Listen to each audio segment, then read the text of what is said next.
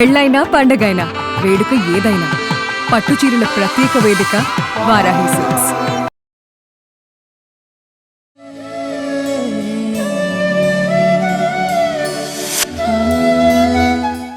నమస్తే, welcome to Suman TV. Jayasimha ఉవాచ. నేను మీ కృష్ణవేణి. మన హిందూ ధర్మం మీద, ముఖ్యంగా దేవాలయాల మీద జరిగినన్ని దాడులు ఎక్కడ ఏ సంస్కృతి మీద, ఏ మతం మీద జరగలేదని చెప్పొచ్చు. కానీ అయినా ఎక్కడైనా చెక్కు చెదిరిందంటే ఇంకా ఇంకా జెన్జీ జనరేషన్ కూడా స్పిరిచువాలిటీ వైపు, మన ధర్మం వైపే వస్తున్నారు. భజన్ క్లబ్బింగ్స్ కూడా వచ్చేసాయి. కాకపోతే ఈ మ్యాటర్ ఇప్పుడు ఎందుకు మాట్లాడుకుంటున్నాం అంటే, దక్షిణ భారతదేశంలో, దేశం అంతటా జరిగాయి, దక్షిణ భారతదేశంలో కూడా అనేక దేవాలయాల మీద దాడులు చేయడం జరిగింది. అలా దాడులని తట్టుకొని నిలబడ్డ 5 హనుమత్ క్షేత్రాలు ప్రసిద్ధిగాంచినవి ఉన్నాయి. చాలా శక్తివంతమైన దేవాలయాలు. అవి ఏంటి అనేది జయసింహ గారి మాటల్లో విందాం. జయసింహ గారు నమస్తే. నమస్తే. ఎప్పుడైనా హిందూ ధర్మానికి ఏదో అయిపోతుందంటే నాకు నమ్మబుద్ధి కాదు. ఎందుకంటే ఇంత జరిగింది, అంతకన్నా ఇంకేం జరుగుతుందిలే అనిపిస్తూ ఉంటది కదా. లేదు, అట్లా ఒక రకమైన నిర్లిప్తతనో లేదంటే అతి విశ్వాసంతోనో ఉండకూడదు. ధర్మం అనేది నేను ఎప్పుడు చెప్తుంటాను అనమాట, యుద్ధంలో కత్తి లాంటిది ధర్మం. ధర్మం మనల్ని కాపాడుతుంది, కత్తి మనల్ని కాపాడినట్టే. కానీ యుద్ధానికి వెళ్ళే వీరుడు కత్తిని అంతకు ముందు రోజు పదును పెడతాడు. పదును పెట్టని కత్తిని తీసుకపోతే కాపాడదు మనల్ని.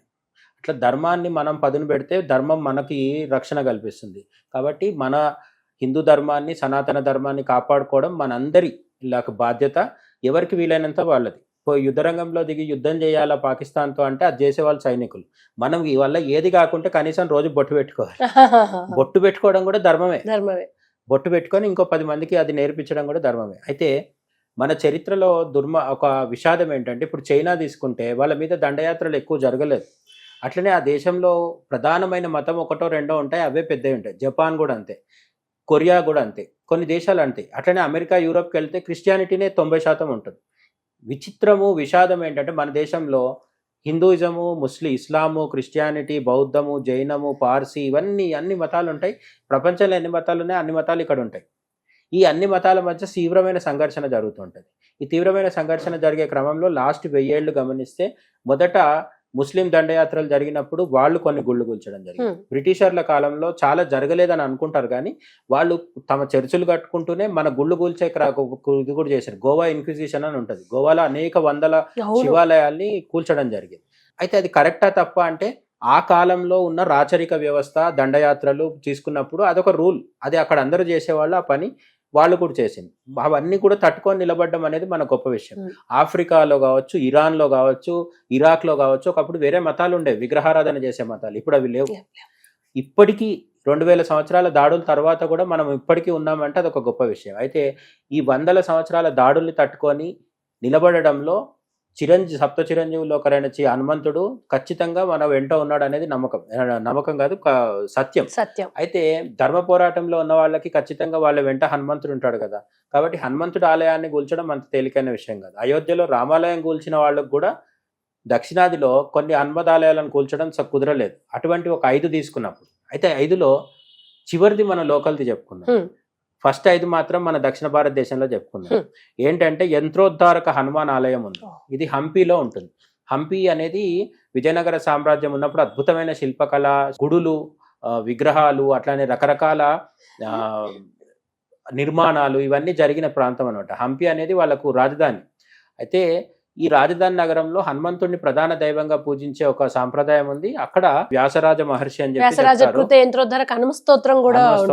అయితే ఈ వ్యాసరాయలు భాగవతము, పురాణాలు రాసిన వ్యాసుడు కాదు. మధ్వ సాంప్రదాయంలో మధ్వాచార్యుల తర్వాత వచ్చిన ఒకానొక గురువు. ఈయన ద్వైత సాంప్రదాయానికి సంబంధించిన ఆయన. ఇది కొన్ని వందల ఆలయాలు దక్షిణ భారతదేశంలో, ముఖ్యంగా కర్ణాటక, తెలంగాణ, రాయలసీమ, తమిళనాడు కలిసే ప్రాంతంలో అనేక ఆలయాలను, విగ్రహాలను ప్రతిష్ఠించడం జరిగింది.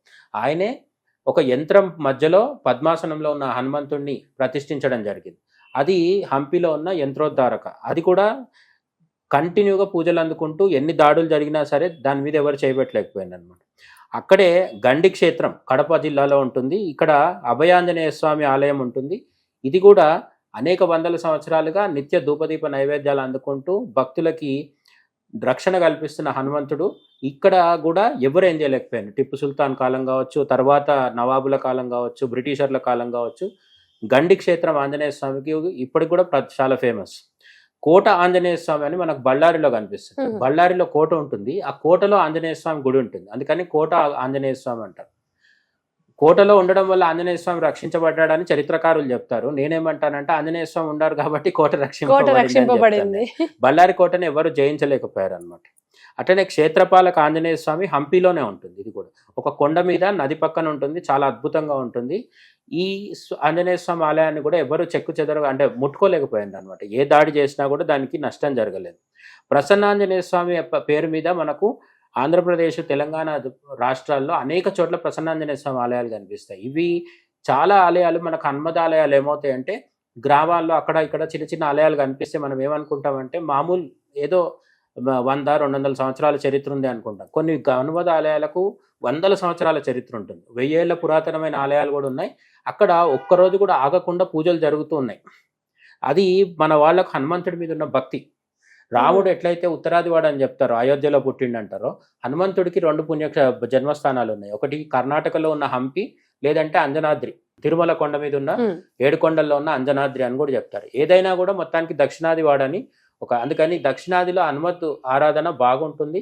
ఇంతవరకు ఈ 5 ఆలయాల్ని ఎవరు కూడా ఏం చేయలేకపోయింది అనమాట. అయితే మన దగ్గర ఉన్నది చెప్దాం అనుకున్నాం కదా, అదేంటంటే కర్మన్ ఘాట్ ఆలయం.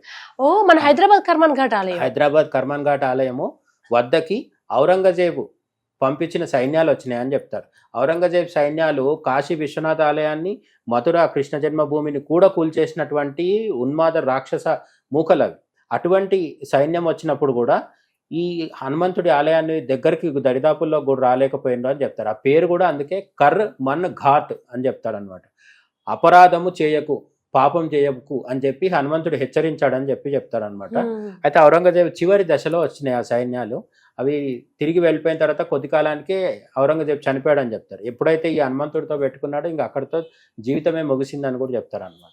కర్మన్ ఘాట్ ఆలయానికి కూడా అందుకే కాకతీయుల కాలం, ప్రతాపరుద్రుడి అంతకు ముందు కాలం నుంచి చాలా పెద్ద చరిత్ర ఉందన్నమాట. అయితే సిటీ మధ్యలో ఉండడం వల్ల మనకు అంత చరిత్ర ఉన్నట్టు కొంతమందికి తెలియకపోవచ్చు. Thank you so much. జై శ్రీరామ్.